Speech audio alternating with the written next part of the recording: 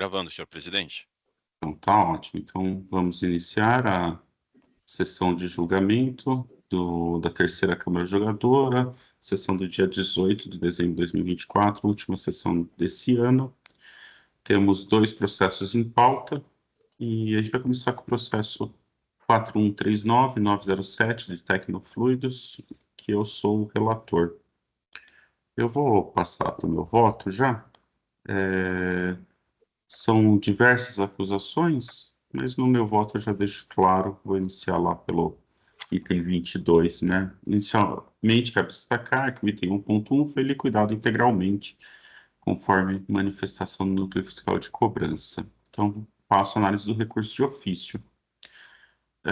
Inicialmente, a decisão de primeira instância limitou os juros da taxa Selic, e eu estou mantendo isso por causa da súmula 10 do TIT. Também, o julgador de primeira instância excluiu do item 2 algumas notas fiscais. Eu copio aqui até o trecho em que ele detalha, porque ele excluiu, e eu falo que é correto o entendimento do julgador tributário, pois a autuada logrou comprovar com as notas fiscais indicadas que houve circulação da mercadoria com base nos conhecimentos do transporte. Ainda cabe destacar que o decreto 67761 alterou o artigo 452 do RICMES, que passou a vigorar com nova redação, em que fala que o estabelecimento que receber, inclusive em virtude de garantia ou troca, a mercadoria devolvida por produtor ou por qualquer pessoa natural ou jurídica, não contribuinte ou não obrigada à emissão de documento fiscal, poderá acreditar-se no imposto debitado por ocasião da saída da mercadoria, desde que haja prova cabal da devolução, devendo ser observado o disposto em disciplina estabelecida pela Secretaria da Fazenda. Assim, os argumentos da representação fiscal em seu parecer quanto à motivação da devolução, prazo de devolução e falta de declaração assinada não merecem prosperar. Certo é que o CTN, em seu artigo 106, estabelece a retroatividade benigna, a qual, ao meu ver, se aplica ao caso. Assim, deve-se manter a redução do item 2, conforme decisão ACO. Passo a análise do recurso ordinário. Primeiramente, cumpre destacar que a glose de crédito presentes na presente atuação do fisco não impacta a não cumulatividade, pois essa ocorre quando os créditos são legalmente constituídos, o que não se verifica no presente caso. Daí eu passo a destacar por quê, né? Em relação ao item 2, deve ser excluído da autuação as notas fiscais em que houve a comprovação cabal da devolução. Assim, falta para as demais notas fiscais a prova cabal da devolução, sem a qual não é atendido o artigo 452 do RICMES. Portanto, não é possível o creditamento. Nesse ponto, cabe destacar que a documentação de folhas tais são cópias daquelas já apresentadas em folhas anteriores, sendo que as cópias apresentadas anteriormente havia corte de parte do documento, tendo autuado apresentada nova cópia sem os cortes.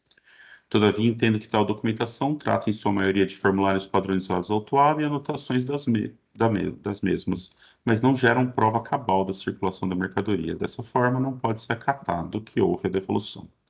Para o item 3, para as devoluções terem sido feitas por contribuinte do ICMS, deveriam as mercadorias serem acompanhadas de notas fiscais emitidas pelas empresas que realizaram as devoluções, não por notas fiscais de entradas emitidas pela autuada.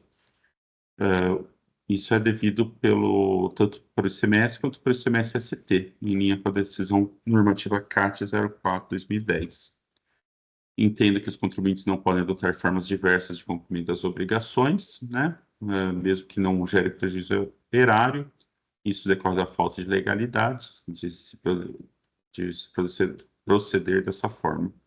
Complementarmente, o artigo 136 do CTN deixa claro que a extensão dos atos não afeta a infração tributária. Ou seja, se não tem prejuízo, mesmo que não tenha prejuízo ao erário, ocorre a infração tributária. A alegação de desproporcionalidade da multa também não pode ser acatada, porque a Lei 6374 é lei válida, vigente e eficaz, e a gente não pode afastar a aplicação aqui por essa Câmara. Por fim, para redução e relevação da multa, devemos analisar o artigo 527-A do RICMES, que informa que as infrações não podem implicar em falta de pagamento de imposto, nem terem sido praticadas mediante dolo, fraude ou simulação, e tem que ser observado o porte econômico dos antecedentes fiscais. Os itens 2 a 5 implicam em falta de pagamento do imposto, portanto, não podem ser abarcados pela benesse do 527A. E os itens 6 a 8 não implicam falta de pagamento do imposto, poderiam ter sua multa reduzida ou relevada. Ainda não há provas nos autos que as infrações foram praticadas com dolo, fraude ou simulação. Todavia, a autuada nada traz sobre seu porte econômico e apenas sugere que tem bons antecedentes fiscais, sem destacar a motivação de tal conclusão. Assim, entenda que não deve ser aplicada a benesse do artigo 527-A do RICMES. Ante exposto, conheço do recurso de ofício e ele nega o provimento, e conheço do recurso ordinário e também nega o provimento. É assim que eu voto. A representação fiscal tem algum ponto? Não, senhor presidente. Então tá bom. Doutora Mara? Doutor Geraldo? Doutor Paulo, Sim. primeiramente gostaria de cumprimentar pelo brilhante voto. Eu, inclusive, eu estou com um processo desse mesmo assunto aqui na unidade de julgamento que a gente estava estudando esses dias. E eu confesso para o senhor que eu tenho dificuldades em enxergar a retroatividade benéfica no artigo 106. Uhum. Eu queria que o senhor pudesse, se a gente pudesse só debater um pouquinho sobre isso, porque na época dos fatos, o artigo 452 no CAPT deixa claro, como no 63, que somente poderia ter esse crédito em casos de troca e garantia, devolução de troca e garantia, o que não é o caso dos autos. Aí a representação deixa bem claro no parecer dela que não é caso de troca e garantia, e é o que também as provas dos autos demonstram. E aí o senhor colocou no voto essa retroatividade benéfica utilizando o 106. Por que eu tenho dificuldade? Vou explicar para o senhor e depois eu gostaria de ouvi-lo. O 106, ele fala que para ter retroatividade, no que eu estudei, eu acredito que aqui daria para,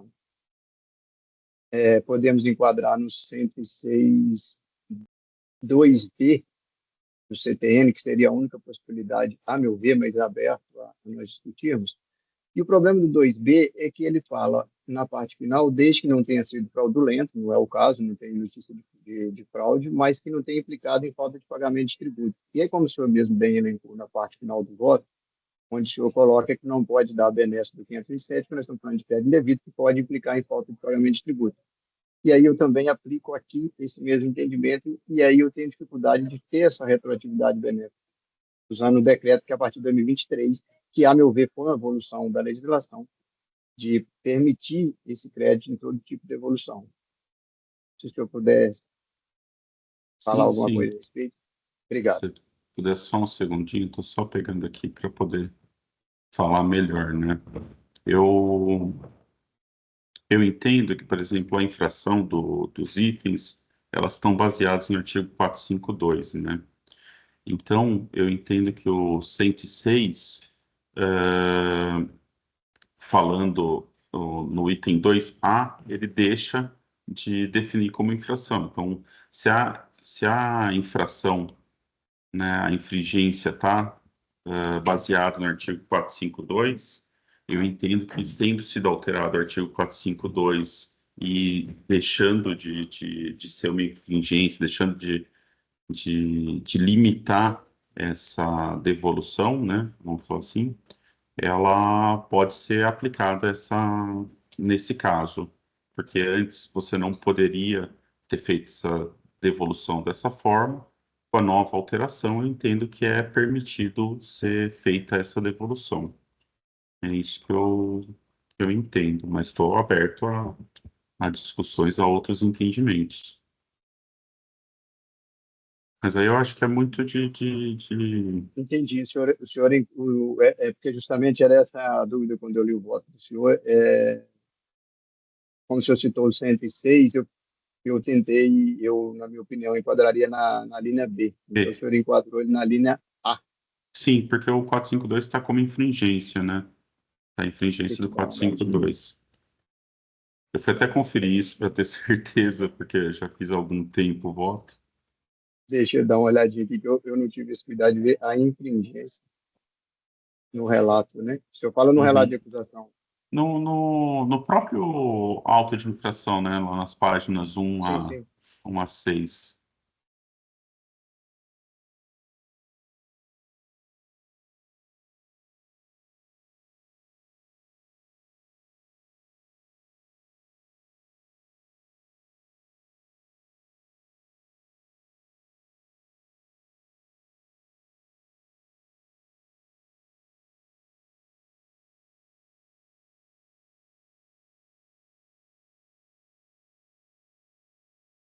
De fato, ele traz da infringência o 405.2 e até o inciso 1, né, que é aquele da prova cabal, se não me engano. Mas se o doutor quiser fazer uma preferência para dar provimento ao parcial ao recurso de ofício, fique à vontade. Eu acho que é um.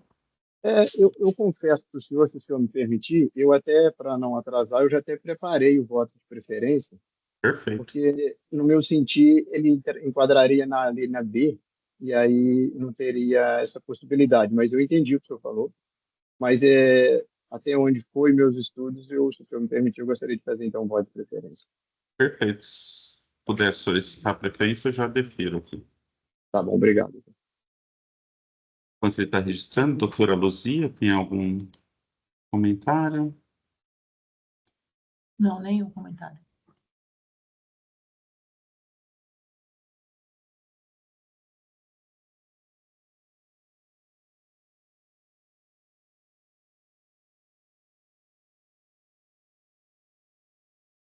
Uma parte do sistema, né? Eu clico em solicitar o voto de preferência e gravar isso? Isso, daí tem que gravar. Tá. Pronto, está concedido. Aí pode redigir agora, né? Pode. Vamos lá. Só para... Bom, deixa eu colocar aqui o voto, e aí depois eu explico, assim, em linhas gerais, para não vou precisar ler o voto, porque é apenas um ponto de discordância, com todo respeito, só nesse ponto, tá? Perfeito.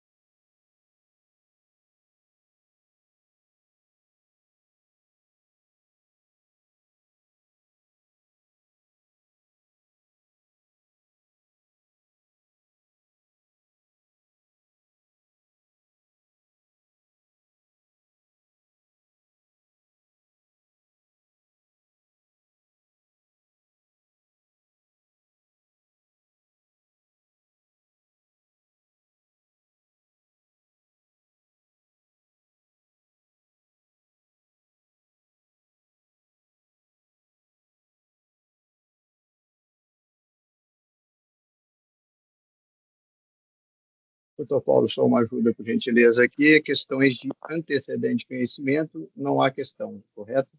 Isso, não há. É Tá, conhecido e depois o que integralmente com aparece? julgamento de mérito, aí A aparece recurso, a parte do recurso de ordinário. o ordinário, se o doutor for me Aí acompanhar, é assim, não provido, e o de ofício, entendo que é parcialmente provido, porque tem a parte dos é, juros. isso mesmo. Recurso ordinário, conhecido, não conhecido. Não, eu clico em conhecido com julgamento do mérito, aí que ele vai abrir nas telinhas. Isso. Aí seria o recurso ordinário não provido. E a parte do recurso de ofício, eu tenho que clicar aqui em cima, né? Beleza. Ele vai abrir Parece. depois. Se você fizer o do ordinário, ele abre do recurso de ofício. Isso. Aí seria conhecido parcialmente com Eu julgamento. entendo que é conhecido integralmente, né? É o Ah, provimento tá. que é parcial. Concordo com o senhor. E aí, parcialmente provido. Perfeito. Talvez eu não fiz besteira aqui.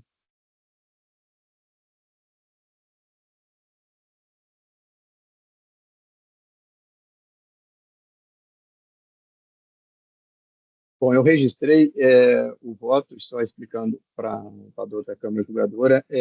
A única ponto de discordância foi em relação a essa retroatividade benéfica, que, a meu ver, igual eu deixei claro, é uma evolução, mas na época dos fatos, o artigo dizia de modo divergente, não permitindo esse crédito nessa devolução, e, no meu sentir, essa retroatividade benigna, ela não daria nesse caso por causa do creditamento indevido, e acompanho o doutor em todos os outros argumentos, na parte do recurso ordinário e também na parte da súmula 10 do TIT.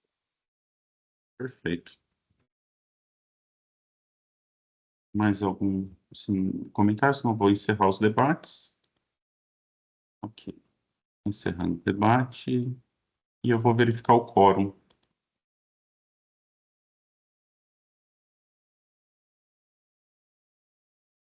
Confirmado o quórum. Iniciando a votação.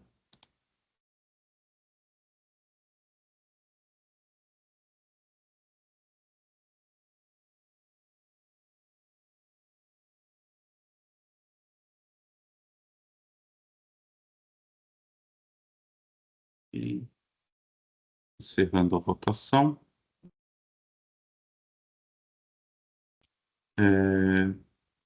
A doutora Mara e a doutora Luzia acompanharam o relator. Então, o recurso ordinário foi não provido e o recurso de ofício foi não provido também. Estou encerrando o julgamento. Feito.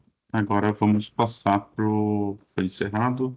Passar para o AIN 5036-6277 de Alcoóis, Comércio de Produtos Químicos. A relatora a doutora Mara. Perfeito, só um instantinho. Bom, é uma infração só, de crédito indevido, referente à escrituração de notas fiscais eletrônicas, modelo 55, que não corresponde à entrada de mercadorias no estabelecimento.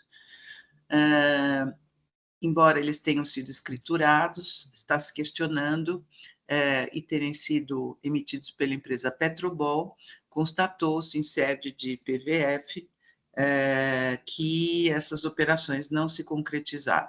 Não houve, então, a efetiva entrada dos produtos nas instalações da autuada, conforme comprovado nos documentos juntados. Essa é a descrição da infração. Eu vou direto ao voto.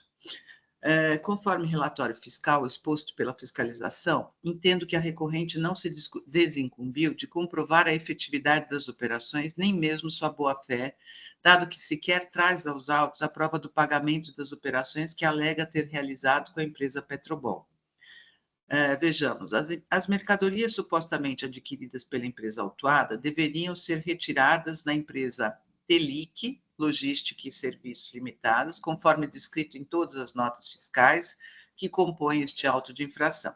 Foi efetuada a diligência fiscal no endereço da Telic, onde foi constatada pela fiscalização que nenhuma das operações ocorreram, conforme descrito nas folhas 28 e 29.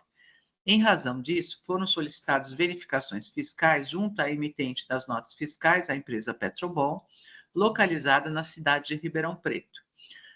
Como resultado dessas verificações, foi constatado que nenhuma dessas operações ocorreram de fato, resultando em auto de infração contra a Petrobol, iniciando o processo de cassação da empresa por simulação de operações de saídas de mercadorias. Em todas as operações, que perfazem um total de 10 notas fiscais, indica-se que as mercadorias deram saída da empresa remetente entre os dias 13/6/2019 e 24/6/2019, tendo a empresa autuada como responsável pelo transporte das mercadorias, sendo que as mercadorias deram entrada na autuada somente na data de 1/10/2019, portanto, quase 4 meses após a saída do vendedor remetente. As saídas das mercadorias, produtos perigosos, combustível, ocorreram em datas distintas e próximas, 13/6, 14/6, 17, 18, 19, 21 e 24. E somente na data de 1/10/2019 deram entrada no destinatário, portanto, sendo impossível estas 10 cargas serem descarregadas na mesma data por um único veículo. Em sua defesa, a empresa não apresenta nenhum documento comprobatório do transporte ou pagamento das operações. A autuada também suscita que eventual erro no preenchimento das informações complementares nas notas fiscais é de responsabilidade da empresa vendedora. Mas, pelo que consta dos autos, trata-se de mera alegação, não havendo a autuada apresentado qualquer prova de eventual erro. Não há carta de correção ou qualquer outro documento apresentado pela autuada para sustentar tal suposição. Ademais, as provas dos autos comprovam que a autuada tinha plena ciência dos dados contidos nas notas fiscais e em nenhum momento apresentou qualquer prova de discordância de tais dados. Quanto à tentativa de uma confissão com indicação de suposta negligência, temos que também que se trata de mera alegação, não havendo qualquer prova nesse sentido. Inclusive, conforme bem exposto pela R-decisão recorrida às folhas tais, observa-se nos 10 documentos fiscais emitidos pela Petrobel, no campo evento, consta a autorização ao uso da nota fiscal eletrônica. Nas mesmas datas, a emissão de nota fiscal e a autuada teve ciência da operação pelo destinatário de todas as 10 autorizações, na mesma data e horário em 30/6/2019, no horário de 23/1, com diferenças de segundos entre as notas fiscais. Portanto, a autuada já tinha ciência da emissão dos documentos fiscais em 30/6/2019 e não esclarece os motivos das escriturações em 1/10/2019. Quanto à alegação de que, infelizmente, devido ao longo lapso temporal que remonta a junho de 2019, não localizou os documentos onde exatamente as mercadorias foram retiradas, tal alegação não pode ser aceita nos termos do artigo 202 do RICMS. E aí eu transcrevo o artigo. E como bem ressalta a representação fiscal, item 14, que eu transcrevo, o descumprimento da lei não pode servir de subterfúgio a serviço do infrator. Em relação às demais questões, somos do mesmo entendimento exarado pela R-decisão recorrida, e como tal, utilizo-me como razão de decidir se não vejamos. E aí eu transcrevo a decisão. As alegações de desproporcionalidade e confiscatoriedade da multa, hora aplicada, não pode ser acolhida, em função do quanto prescrito no artigo 28, no julgamento é vedado afastar a aplicação de lei sob alegação de inconstitucionalidade, afora das hipóteses elencadas nos itens 1 e 2. Quanto às alegações sobre juros e sua aplicação sobre a base de cálculo das multas, elas não merecem sequer ser conhecidas diante da súmula 10 de 2017 e da súmula TIT 3 de 2018, que assim dispõe. Na verdade, aqui a súmula 10 nem se aplica, porque eu queria pedir, Paulo, para fazer essa retificação, porque as notas são de 2019, então as operações aqui, elas ocorreram já quando os juros Selic são aplicados. Então, eu precisaria dar só uma retificada no voto para conhecer parcialmente, na parte conhecida, negar provimento. Eu já habilitei a edição do camarada. Tá. Eu já vou só corrigir e já te falo. Então, editar relato. Deixa eu só colocar aqui.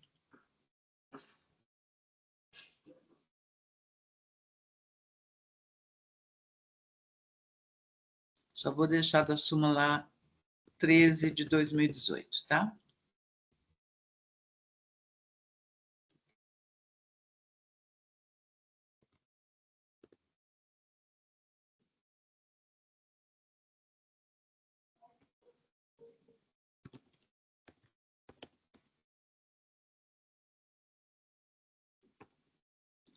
Deixa eu fazer aqui, conhecido parcialmente.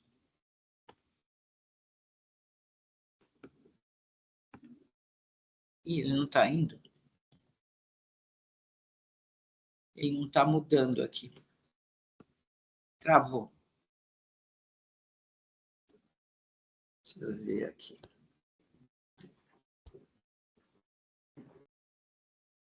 Acho que caiu aqui o sistema, só um minutinho. Vamos ver.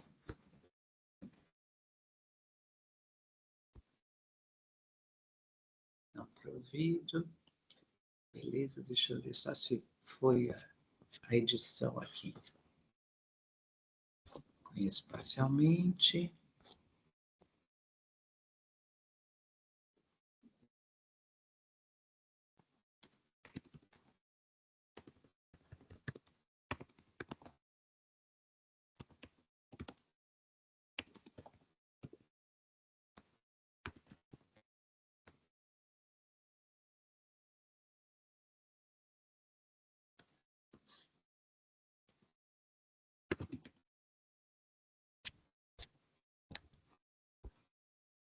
Pronto. Obrigada.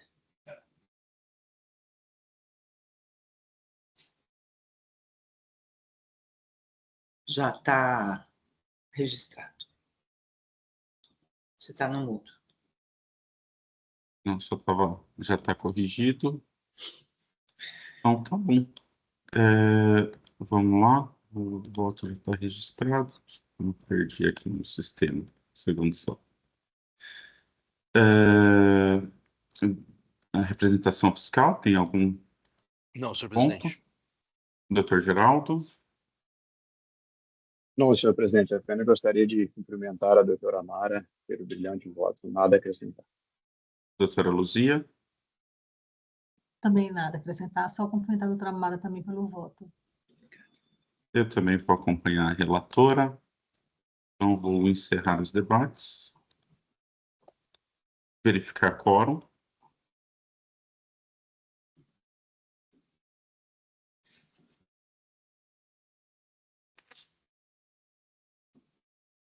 E vou iniciar a votação.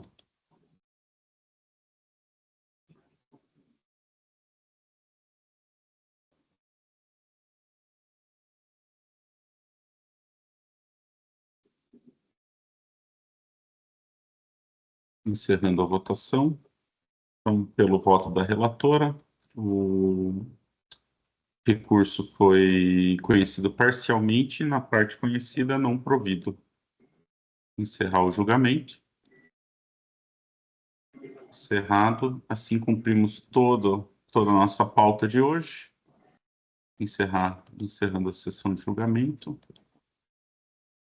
Queria agradecer ao Dr. Geraldo, a doutora Luzia, que substituíram nessa sessão. Agradecer também a representação fiscal e a doutora Mara por mais esse ano de trabalho conjunto.